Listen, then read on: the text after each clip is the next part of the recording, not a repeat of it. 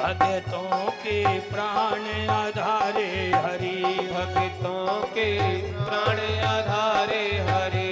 जय जय नारायण नारायण हरि हरि, जय जय नारायण नारायण हरि हरि। जय जय नारायण नारायण हरि हरि, जय जय नारायण नारायण हरि हरि। जय जय नारायण नारायण हरि हरि, जय जय नारायण नारायण हरि हरि। श्रीमन्नारायण नारायण हरि हरि, श्रीमन्नारायण नारायण हरि हरि।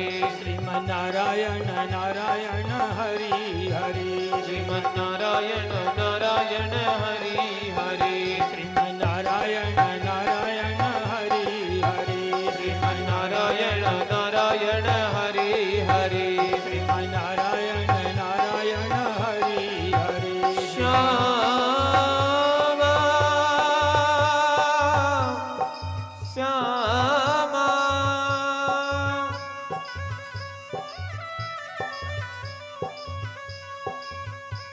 क्या चाल श्याम लो बेली है। गजराज चले मस्ते मस्ते। जिन देखा उनके चित्ररतन अनमोल बिके सस्ते सस्ते। बिन मोल बिके सस्ते सस्ते अनमोल बिके सस्ते सस्ते। क्या रूप माधुरी बरसत है। सखी चला जात रसते रसते। या श्याम सुंदर बन बारी ने चित छीन लिया हंसते हंसते। चित छीन लिया हंसते हंसते चित छीन लिया हंसते हंसते। जय जय नारायण नारायण हरि हरि। जय जय नारायण नारायण हरि हरि, जय जय नारायण नारायण हरि हरि। जय जय नारायण नारायण हरि हरि, जय जय नारायण नारायण हरि हरि। जय जय नारायण नारायण हरि हरि, जय जय नारायण नारायण हरि हरि। जय जय नारायण नारायण हरि हरि, जय जय नारायण नारायण हरि हरि। बोलिए सच्चिदानंद भगवान की जय।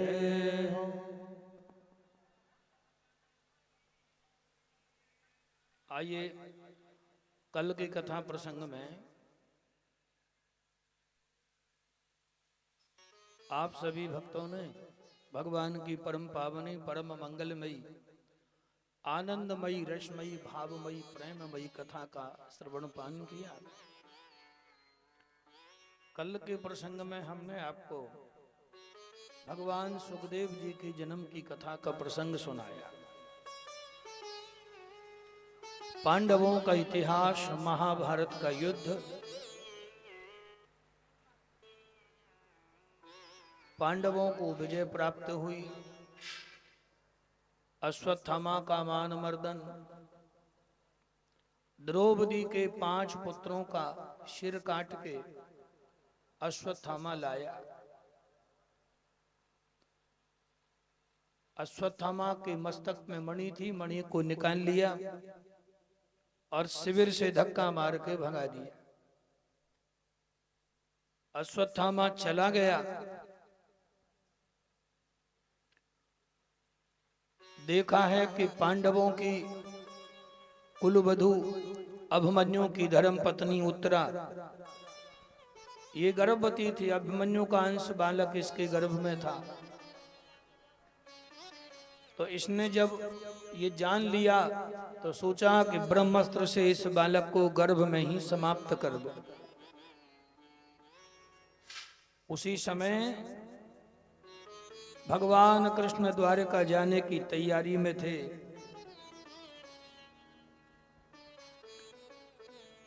देवी उत्तरा भगवान कृष्ण की शरण में चली आई।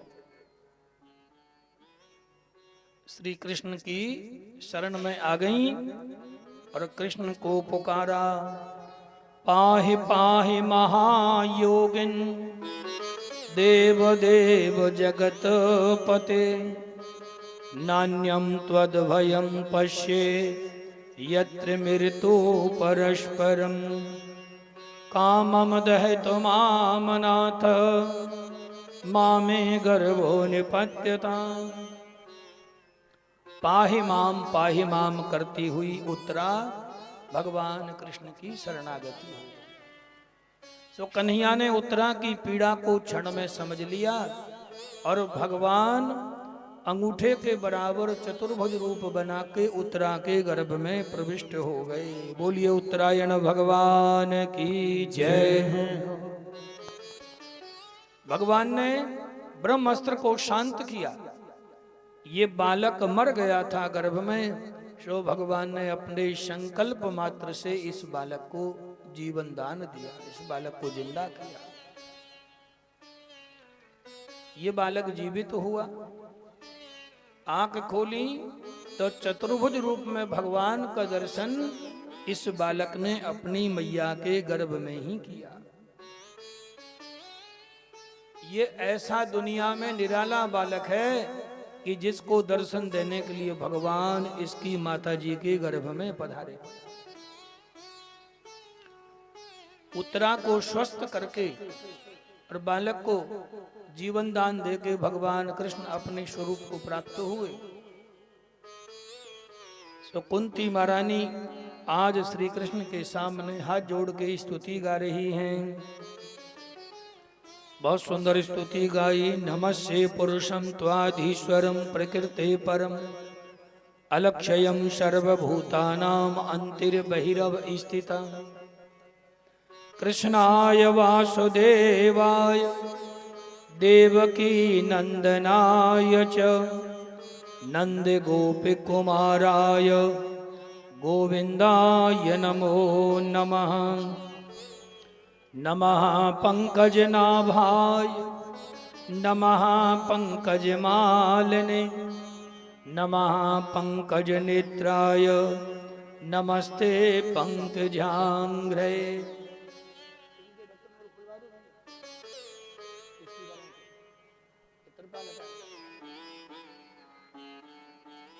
आज कुंती महारानी भतीजे को प्रणाम नहीं कर रही, उस भगवान को प्रणाम कर रही। आंखों में आंसू भर आए और हाथ जोड़ के स्तुति गा रही। कहती हैं, हे कृष्ण, मैं तुम्हारी महिमा कहां तक गाऊं। मैं तो ऐसी अभागिन थी कि पति भी बीच मझधार में नाव को छोड़ के चले। 5 बच्चों की पालने पोषने की जिम्मेदारी, परिवार में व्यर्थ में शत्रुता हो गई और मेरे बालकों को मारने के लिए भला क्या क्या नहीं किया। राज्य का विभाजन और भीम को तो जहर पिला के गंगा में डाल दिया। वारणावत का वो लक्ष्य भवन, द्यूत क्रीड़ा, 12 साल का वनवास, 1 साल का अज्ञातवास, इतना बड़ा महाभारत का युद्ध, शत्रुओं की विशाल सेना सागर की तरह, परंतु आपकी कृपा रूपी छत्र छाया में मेरे बालकों का बाल भी बांका नहीं हुआ। और जितनी कृपा तुम्हारी मेरे ऊपर हुई, उतनी कृपा तो मेरी भाभी देव की और मेरे भैया वसुदेव के ऊपर भी तुम्हारी नहीं हुई। उन्हें मथुरा के कारागार में कंस के यहाँ कितने दिन जेल में बिताने पड़े, और आज तो तुमने मेरे वंश को मिटने से बचा लिया, मेरे वंशधर को बचाया। भगवान के अंग की उपमा कमल से दी जाती है। भगवान का मुख कमल के समान, भगवान के चरण कमल के समान, भगवान के नेत्र कमल के समान। ये जो कमल है ये स्वयं नारायण से उत्पन्न हुआ। कमल की उत्पत्ति स्वयं नारायण से है। और इस कमल से तब ब्रह्मा जी पैदा हुए और ब्रह्मा जी से संसार के जगत के प्राणी और जीवों की उत्पत्ति हुई। तो कमल ब्रह्मा की सृष्टि में नहीं है, ब्रह्मा की सृष्टि से बाहर है। कमल की उत्पत्ति भगवान नारायण से है। इसलिए भगवान के अंगों की उपमा प्रायः कमल से दी जाती है। अचानक कृष्ण को याद आई कि पितामह भीष्म अभी बाणों की शैया पर लेटे हैं और मेरा इंतजार कर रहे हैं। पांचों पांडवों को लेके, भुआ कुंती को लेके, महारानी द्रौपदी को लेके कृष्ण पहुंच जाते हैं पितामह भीष्म की शैया पर। श्री कृष्ण चरणों की ओर खड़े हैं, बाकी सब अगल बगल में खड़े हैं। जब आने की आहट हुई तो भीष्म जी की आंख खुली, दृष्टि डाली कृष्ण के ऊपर, समझ गए हैं। भीष्म जी कहते हैं कि मैं जानता था कि तुम अवश्य आओ, क्योंकि तुम मुझे अंतिम दर्शन दिए बिना नहीं जाओ।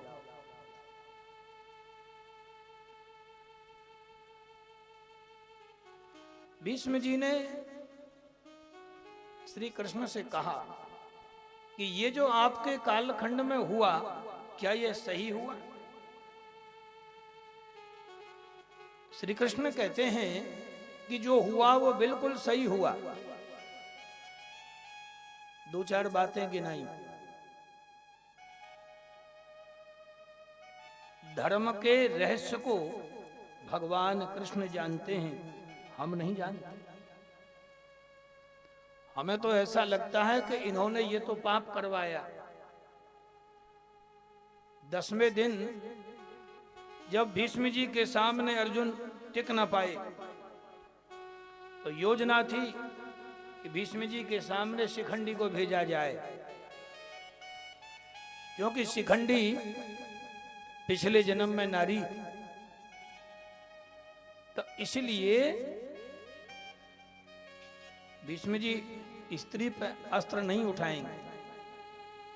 ऐसा ही हुआ, बाणों की शैया पर सो गए। तो कहीं कहीं हमें ऐसा लगता है ऐसे क्यों किया, लेकिन कहां धर्म है इस रहस्य को श्री कृष्ण जानते हैं।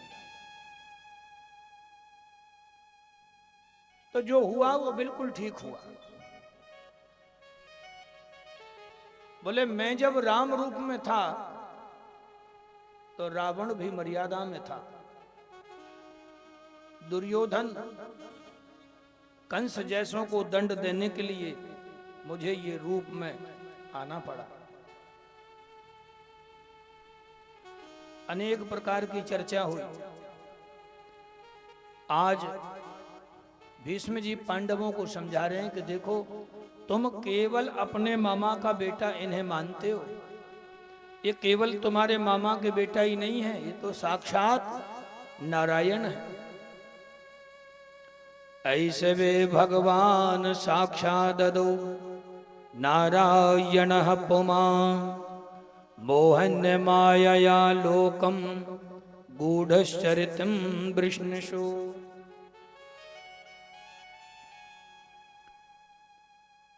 ये वृष्णिवंशी यादवों में जन्म लेके और अपनी मोहिनी मुस्कान से लीला कर रहे हैं, ये तो साक्षात नारायण है। कई प्रकार की चर्चा हुई। दान धर्मान राज्य धर्मान मोक्ष धर्मान विभागस स्त्री धर्मान भगवत धर्मान समासव्या संयोगता। दान की कितनी बड़ी महिमा बताई। जीवन में दान अवश्य करना चाहिए। देखो, धन की 3 गति बताई, दान, भोग और नाश। इस शास्त्र में धन की 3 गतियां हैं।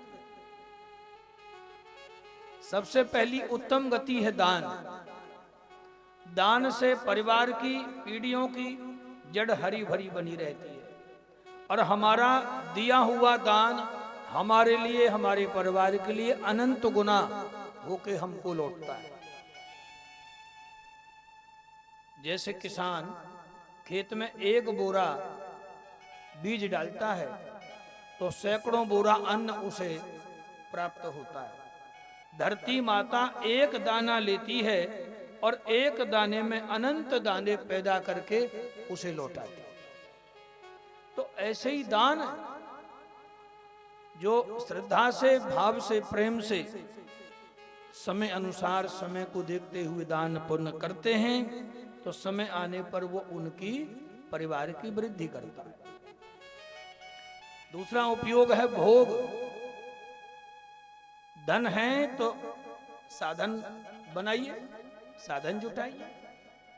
धन होने के बावजूद भी परेशान हैं, दुखी हो रहे हैं, जबकि सामर्थ्यता है कि हम ये काम घर बना सकते हैं, साधन बना सकते हैं, तो बनाना चाहिए, आवश्यक है। और तीसरी गति बताई नाश। धन यदि आवश्यकता से ऊपर बढ़ता है और सत्कर्म नहीं करते तो वही बुद्धि को बिगाड़ता है, फिर वही धन कर्म को बिगाड़ता है, फिर वही स्वास्थ्य को बिगाड़ता है, फिर परिवार को बिगाड़ता है, रिश्तेदारियों को बिगाड़ता है और धीरे धीरे सब कुछ बिगाड़ देता है। यानी तीसरी गति नाश है। तो इसलिए दान की कितनी महिमा बताई। एक कुएं में से यदि पानी निकालना बंद कर दो तो उस कुएं का जल धीरे धीरे धीरे धीरे खराब हो जाता है, बिगड़ जाता है, वो पीने के योग्य नहीं रह जाता।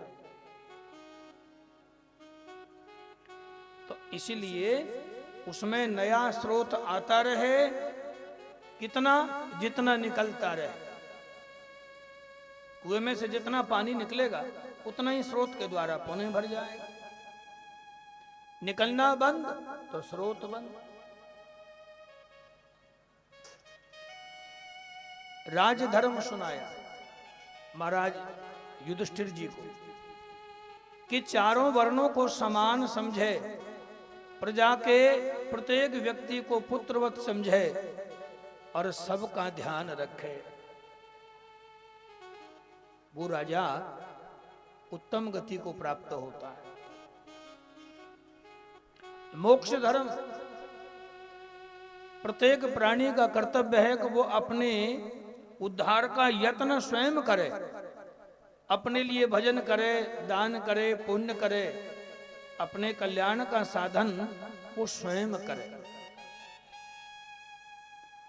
स्त्रियों का क्या धर्म है ये बताए।